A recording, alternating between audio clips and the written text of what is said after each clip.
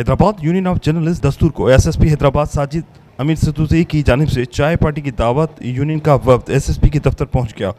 मेज़बान की जानिब से मेहमानों का भरपूर इस्तकबाल किया गया। हैदराबाद में समाजी बुराइयां और ट्रैफिक के मसाइल बहुत हैं, जिसको हल करना मेरी अव्वलीन तरजीह में शामिल है। इन ख्यालात का इज़हार उन्होंने हैदराबाद यूनियन ऑफ जर्नलिस्ट दस्तूर के वफ्द से बातचीत करते हुए किया।